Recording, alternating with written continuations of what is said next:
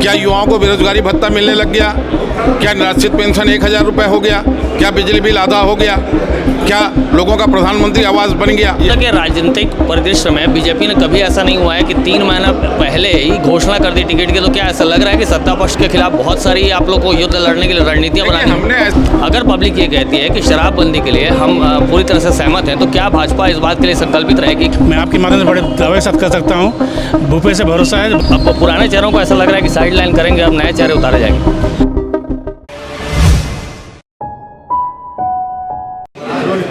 छत्तीसगढ़ में 21 सीटों के लिए बीजेपी ने जो उम्मीदवारों की घोषणा की है, उसके बाद रफ्तार से काम करती दिख रही है। और घोषणा पत्र समिति में एक प्रकार से घोषणाओं को आमंत्रित करने के लिए जो सुझाव हैं उनको आमंत्रित किया जा रहा है। घोषणाएं उस आधार पर बनाई जाएंगी घोषणा पत्र में। मेरे साथ में शर्मा जी हैं जो प्रदेश के पदाधिकारी हैं।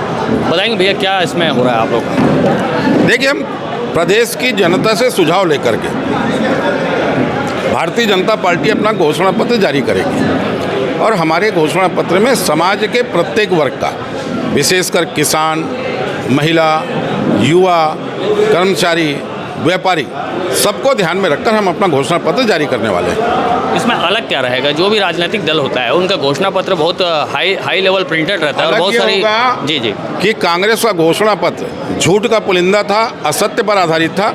हमारा घोषणा पत्र सत्य पर आधारित होगा, जिसको घोषणा करेंगे पूरा करेंगे। वहाँ से भी ऐसे आरोप आते हैं कि आपको संकल्प पत्र, अब तो 5.25 साल हो गए इस सरकार को, उनके घोषणा पत्र पे आप स्वयं समीक्षा कर लीजिए, उनने कितना पूरा किया।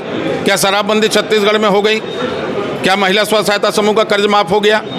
क्या युवाओं को बेरोजगारी भत्ता मिलने लग गया? क्या निराश्रित पेंशन 1000 रुपये हो गया?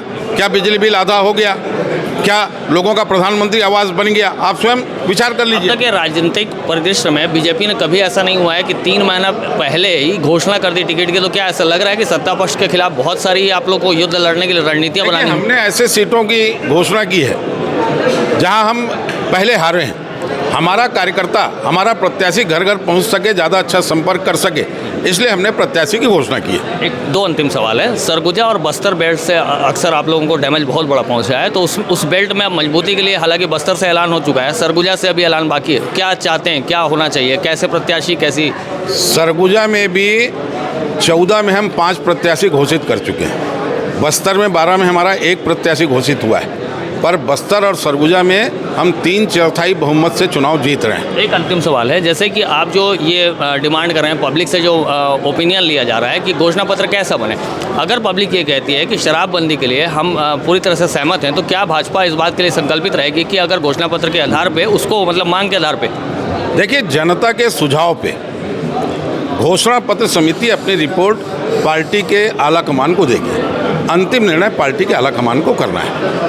ये भारतीय जनता पार्टी है, साफ तौर पर ये आप डब्बा देख पा रहे हैं, इस डब्बे में सुझाव लिए जाएंगे कह रहे हैं, और इसमें छत्तीसगढ़िया मन की बात, और इसमें एक मोबाइल नंबर भी जारी किया जा रहा है। ये मोबाइल नंबर है, इस मोबाइल नंबर के जरिए, व्हाट्सएप के जरिए आप कम्युनिकेट कर सकते हैं। इस तरह से भाजपा कह रही है, और जो बातें भाजपा की ओर से आ रही हैं, साफ तौर पर हमने सवाल करने की कोशिश की, और उन्होंने जो बातें रखी हैं वो आपको कितनी सही लग रही हैं और कितनी बातों पे आप लोगों को आक्षेप लग रहा है, उन बातों में तर्क देना चाहते हैं, वो कमेंट बॉक्स आपके लिए छोड़ा हुआ है। कमेंट बॉक्स में अपनी राय ज़रूर रखें और इस वीडियो को शेयर करें, बहुत से लोगों के लिए जानकारी पहुँचनी चाहिए।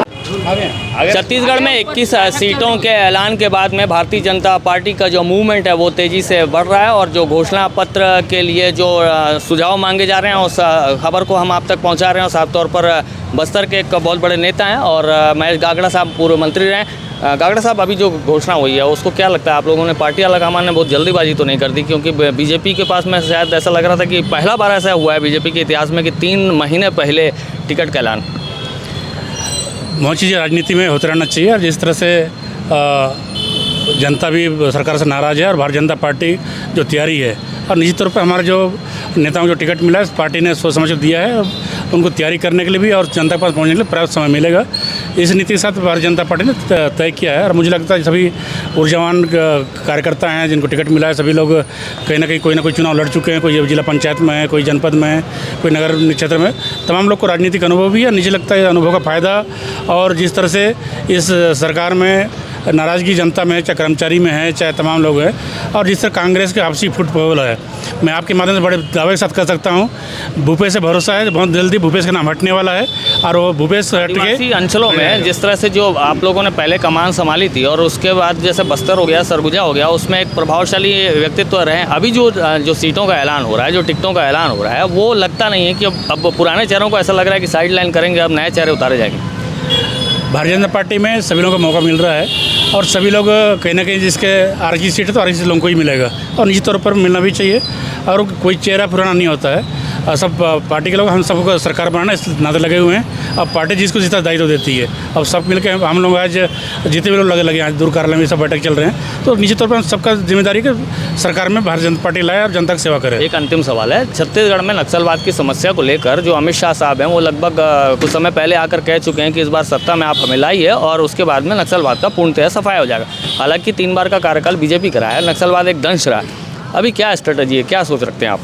देखिए, बड़े लोगों की विषय है तो उसमें देखिए इतना भी नहीं कि मैं अमित शाह जी के विषय में कोई कमेंट्स कर सकूं, लेकिन पार्टी के आपके बड़े नेता हैं, उन्होंने ऐसा कहा है।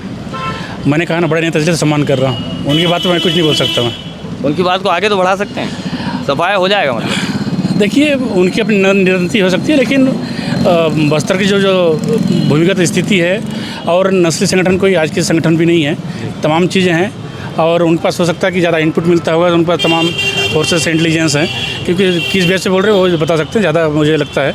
और चूँकि आप भी ग्राउंड स्तर पर हम काम कर रहे हैं, अब बहुत चीज़ हमको पता नहीं होती जो ऊपर के लोगों को पता होती है। एक अंतिम सवाल और जोड़ने का मन है कि जैसे जो आप लोग घोषणा पत्र बनाएंगे, घोषणा पत्र में अब जाहिर सी बात है कि अब आप लोगों के सामने एक चुनौतीपूर्ण एक रवैया रखना पड़ेगा अपने आप को, क्योंकि 2500-2800 समर्थन मूल्य, कर्जा माफ़ी, उसके लिए जनता कुछ ना कुछ अपेक्षा रखेगी। तो क्या कुछ बड़ा समर्थन मूल्य का ऐलान हो सकता है? क्या कुछ जो कर्ज माफ़ी है उसमें कुछ बड़ा? क्या महंगाई को रोकने के लिए कुछ बड़ा? क्या बेरोजगारी को कम करने के लिए कुछ बड़ा? जो भी आपका विचार हो। घोषणा पत्र बन रहा है, सबका सुझाव भी आ रहा है, उसमें जनता के आप ही का सुझाव जानना चाहता हूँ, एक आम कार्यकर्ता के नाते एक आपका जो निजी सुझाव है, क्या शराबबंदी भी होनी चाहिए? ये भी एक सुझाव के तहत आता है। कुछ चीज़ें घोषणा पत्र तो इंतजार करना चाहिए। घोषणा पत्र में आप भी तो सुझाव देंगे। उस समिति मैं खुद हूँ, तो बहुत ज़्यादा हम जब सुझाव ले रहे हैं। वोट डालने वाला अपना व्यक्तिगत वोट भी डालता है और व्यक्तिगत सुझाव भी लगता है। क्या शराबबंदी एक व्यक्तिगत सुझाव हो सकता है आपके नाम से? जनता का जो सुझाव आएगा उस सुझाव हम रखेंगे। ये महेश गागड़ा साहब हैं, हमें समय दिया आपने, बहुत धन्यवाद आपका। और इस तरह से बीजेपी की बातें और ये बातें आपको कैसी लगी और ज़रूर लिखिएगा। हम इस तरह के इंटरव्यूज़ और लगातार बातचीत आप तक पहुँचाते रहेंगे और इन बातों में आपके कोई विचार होंगे, कमेंट बॉक्स आपका है, ज़रूर रखिएगा। न्यू वीडियोस के अपडेट पाने के लिए सब्सक्राइब करें केपी न्यूज़ को और बेल आइकन को दबाएं।